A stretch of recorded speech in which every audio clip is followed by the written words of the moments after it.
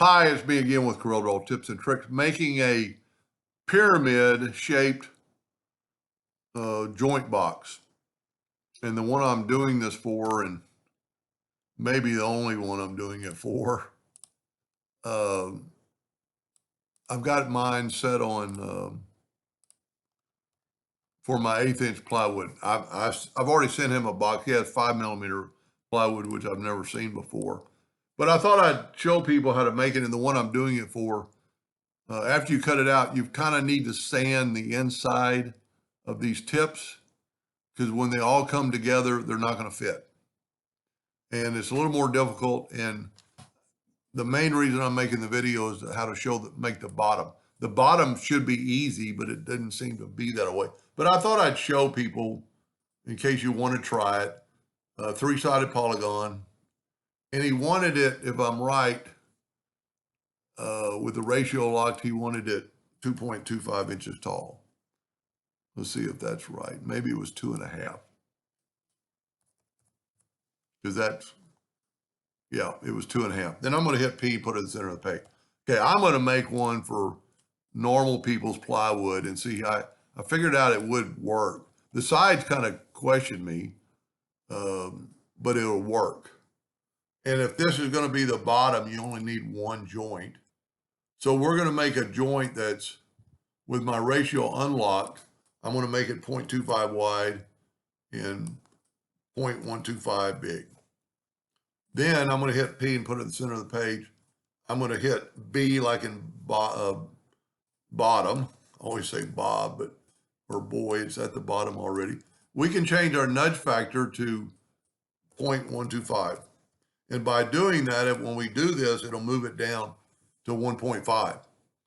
Now, but on the sides, I would make it like this. So there's the one joint already.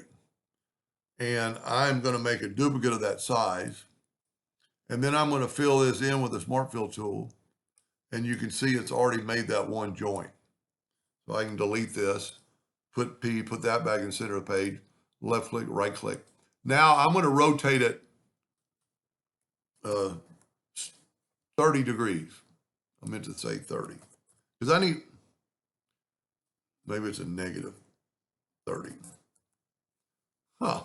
Well, I just need, yeah, exactly. I need one on the side. So I'm going to turn this 60 degrees or 30 degrees, negative 30. I lost my math. Let me put it back to 0. I need it 90 degrees. What am I thinking? And we're going to put one on the very corner. But on this one, we're going to make the outside one first.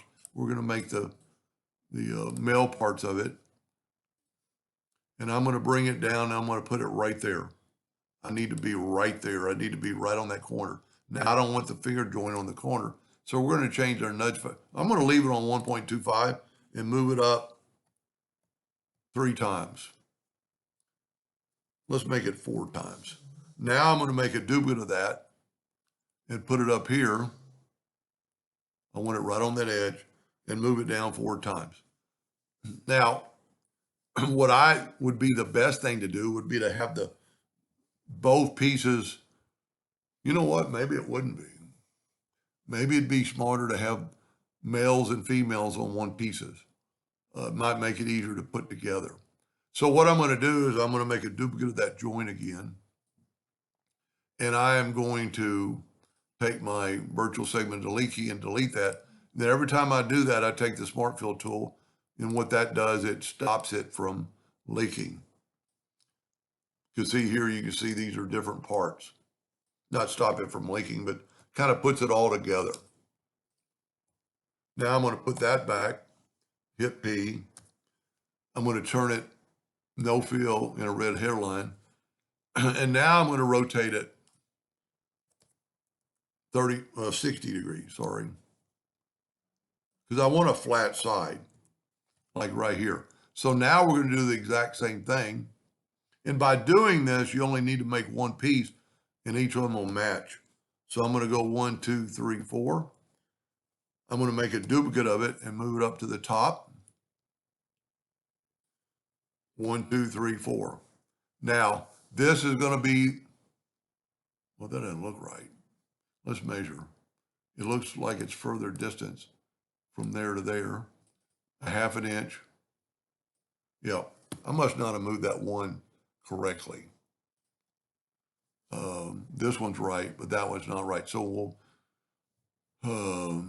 let's back up. That's got to be perfect. Let's back up till we had it back at the other angle. There we go. And I'm going to back up some more. Okay, this one I must not have moved enough. There we go. Now, cut that out, fill in the smart fill. And unless you really want to make a pyramid, this is ultra hard to put together. Because, you don't have any square sides. Now let's rotate it at 60 degrees. And that we've got the female or the male. So now let's do the females, which are going to be on the inside. And we want to put that right there. And we're going to move it down 4 times. 1, 2, 3, 4. And then make a duplicate of it, move it to the bottom. And then what I kind of found out, 1, 2, 3, 4. You really want to kind of figure out the bottom. And I don't have to delete these lines because all I have to do is smart fill it and it does that. This might be better than I had mine had the 2 males and on one and 2 females on the other.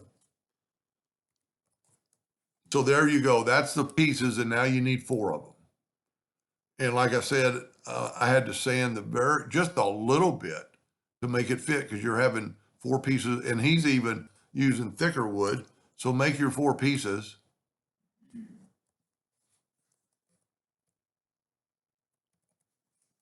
Make your 4 pieces and cut them out. Then we need to make the bottom. And what I did for 1/8 inch plywood, I made my joint. This is 8 inch thick. And this is the shape of the pyramid. And all I did was measure. I'm just trying to get him started at least. Let's use the parallel dimension tool. And so if that's going to be the bottom of the plywood, then we need 2.49 inches big. But then we need to take another line. I'm going to stay right on the bottom, and I'm going to nudge it up that 1/8 inch plywood because if it's going to fit in the bottom. And this is going to be really boring for most people. So your plywood needs to be a laser cannot cut that joint. Kind of sadly, it just can't. Well, not sadly, it's only going to cut straight up and down. So you need your box to be the size of this line that is 2.346. So we're going to take our rectangle and we're going to go 2.346. I had it unlocked. Need to back up, lock my ratio. 2.346. So that's the size of your box. And if we look at it in comparison to one of the deal, it's short because it's got to go inside there. Now, the only difference is that we need to, let's see if this will work. I need to hit C, and that put it in the center. So now what I want to do is, since we got 4 of these, I can burn this one. And I'm going to cut that line right there. And then I'm going to fill it in with the smart fill tool. And there's one side of your bottom. Yeah, I didn't mess up that joint. So this is our bottom, but when I actually cut one out today, and it was pretty difficult, and I got so unhappy I just threw it in the trash can. You need to make this longer because it needs to go through this angle piece of wood because this is going to sand off anyway. So if we take these two nodes and move them outwardly, I would go that far. Okay. Now to get them on all four sides, I'm going to Control D to duplicate, and I'm going to mirror it, and then I'm going to put that right there. And now I need to take my virtual segment delete key and delete that and that. I'm going to take the Smart Fill tool and fill that in. I'm going to left click, right click, Control D, and rotate it 90 degrees. And because it's a square shape now, it'll do that. And now go through and cut all these lines. I might even try cutting this out this weekend again. And if I do, I'll post a video. But I made these tabs extra long because when your tabs are longer than they need to be, they're just going to stick out. And you can always sand them off later because you've got to go through this angle, and you can see there's our tab right there. So we're extra long. I will cut this out tomorrow. And if it comes out, I need to go get some CA glue because putting these four sides together and keep them relatively square isn't an easy task. Anyway, I hope that helped him a little bit, and thank you for watching.